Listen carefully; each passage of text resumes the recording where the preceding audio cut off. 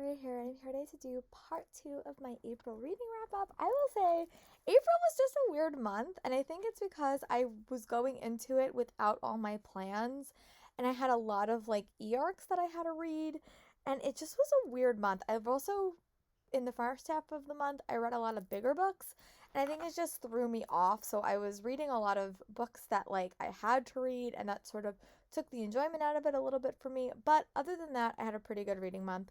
Overall, I read, and by enjoyment I mean like I feel stressed when I have deadlines. Um I just do. Like I'm not someone that like procrastinates stuff, so I just think that all the deadlines got to me a little bit. But most of the books I got for review I actually did really like. I just hate being on deadline, and that's really what I felt like this month.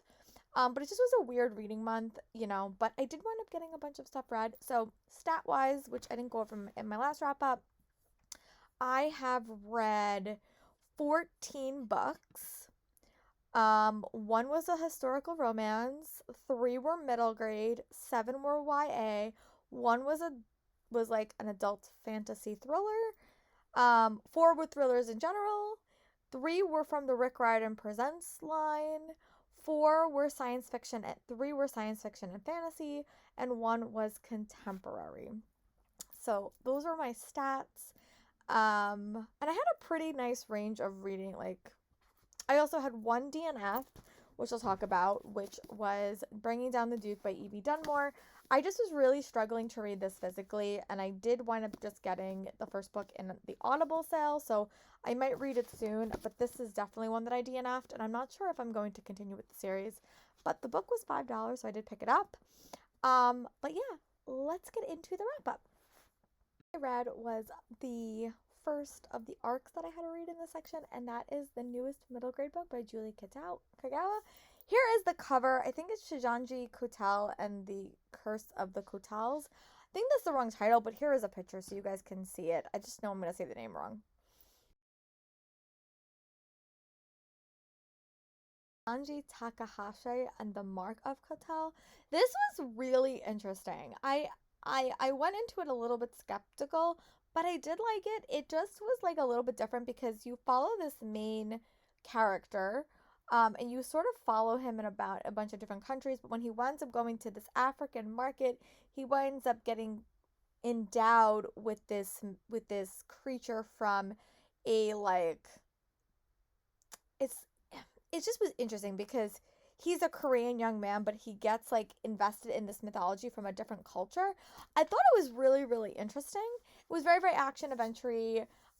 There was two main characters, two characters that were sort of working together to sort of save the day and sort of get this creature and this curse that was sort of attacking this young boy. It was very interesting. A little bit had some pacing issues in it, but I really liked it. I've never read a book that had like various mythologies. Like, I guess you would say Percy Jackson because they're not like Greek, but like their parents are Greek gods. So it sort of had to feel like that.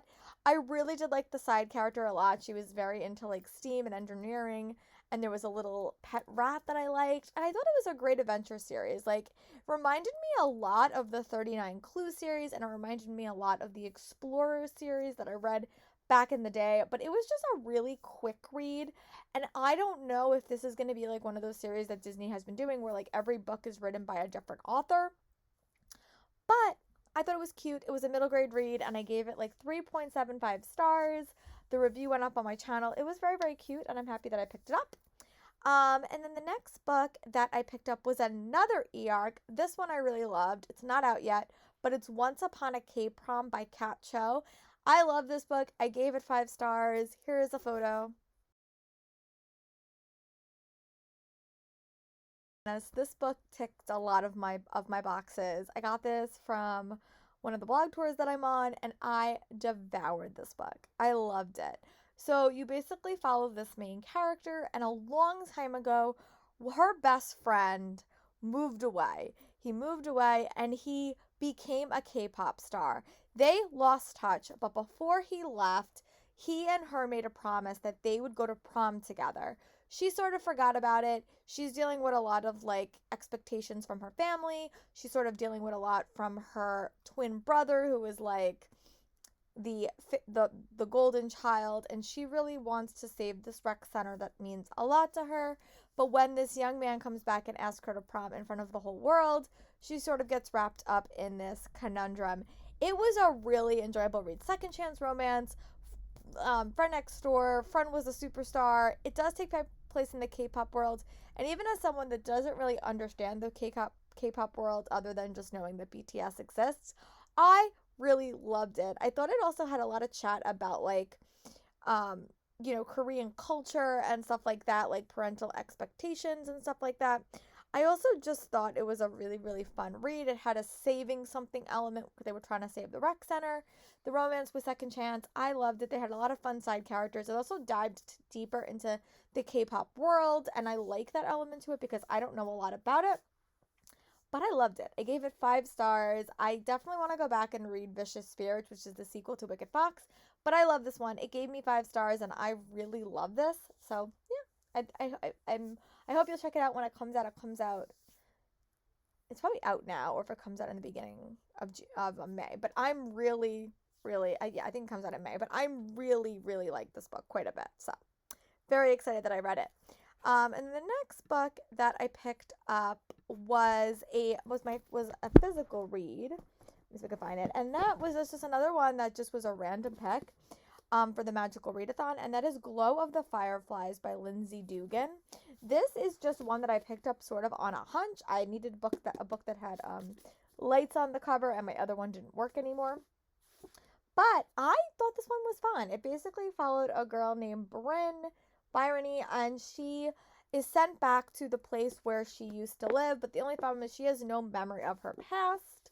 So she goes there to live with her grandmother, and something happens, and she starts to uncover what happened to her past. It was a very interesting read, very, very quick.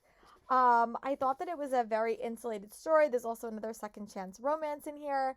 It reminded me a lot of, I'm trying to think, like, not even like The Cruel Prince, but like the setting of Among the Beast and Briars. It was very like nature based. There was a lot of nature stories. There was a romance I was rooting for.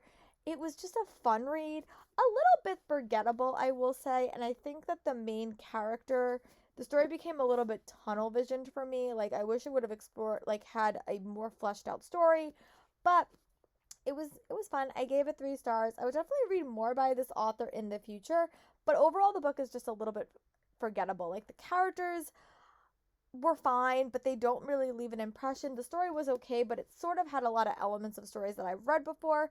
Not really a memorable read, but one that I'm happy that I read. It was a really good read to read right around spring because it did have to do with a lot of nature and like forest spirits and stuff like that. There was also a mystery in here that I really did like. That sort of connected back to her mother. I liked it. I gave it 3.75 stars. The story just did not capture my attention, and it's not very memorable, but I did enjoy it. And then the next book that I picked up was my nonfiction read that I've been reading in the morning, and that is Hood Feminism: Notes from the Woman that a Movement Forgot by Mickey Kendall. I've been reading this book for pretty much like 3 months. I just read it in the morning before I go to work as my nonfiction reading. I really thought this book was very interesting. Like, again, it sort of looks at feminism through the eyes of Black women or African American women, and also women that are like LGBTQ plus. It's just a very interesting look at it, and it just gave me thoughts and had me had thoughts that I really never thought of before. Again, it's just another perspective that I would not necessarily have, but it also really changed how I look at situations. So this one was really good. I don't really rate nonfiction, but I'm really happy that I picked this one up. And we'll definitely continue to do that in the future. The next nonfiction book I picked up had to do with the puppy I'm getting in a couple of weeks. So that will be the next one that I read for the next couple of weeks until I'm done with that. But this one, definitely an enjoyable read. And if you consider yourself a feminist, I would definitely recommend you pick this up because I think it's just a very good point of view book for me that really allowed me to see things that I wouldn't have known. And then the next book that I picked up was, I went into this one sort of conflicted because I picked up the Cartographers by Peng Shepherd. I was under the impression that this was a fantasy book. So I still don't know what I would classify this book as. I will say it's probably more like a fantastical thriller, but it does have elements of more science fiction than thrillery, but the writing style is a little bit hard to get into. So you basically follow this character named Nell, and her whole big lifelong dream is to be like her dad and work for the work as a cartographer for the New York City Public Library. But after her and her dad have a really, really bad falling out, she sort of gets shunned and has to go work at like she kind of like makes copies of maps. But when her father is murdered or is killed, she has to sort of uncover what is happening and how her death is connected to the situation that got her axed from her position. It was interesting. I will say that. I definitely read more of like a mystery thriller. Again, sort of like what a book I'm going to talk about later. Normally when I read mystery thrillers, I struggle to like all the characters because they're very, very easy to hate. This one I didn't feel that way, and I like the side characters. There were just a lot of point of view characters in here, and I felt like all of them, except for Nell, were really hard to differentiate who was who. So it was not easy to follow whose head you were in, and it involved a lot of storytelling as a way of telling you a story and a lot of flashbacks, but I just struggled with how the flashbacks were written, if that makes any sense. So I gave this one like 3.75 stars. I'm going to count this as my fantasy read for the month, my fantasy and science fiction read, my adult one. But I would say it's more of a thriller, and I'm not sure if I'm going to read more by this author in the future. But it was interesting. I would definitely say if you're looking for sort of a unique fantasy thriller, pick this up. Just I struggled a little bit with the writing style, like overall, and it just was not my favorite. And then the next book I picked up was one that one of my students really wants to read. So I finally picked up I Hunt Killers by Barry Lyga. This is a book that I've had on so many fall TBRs, like an endless amount.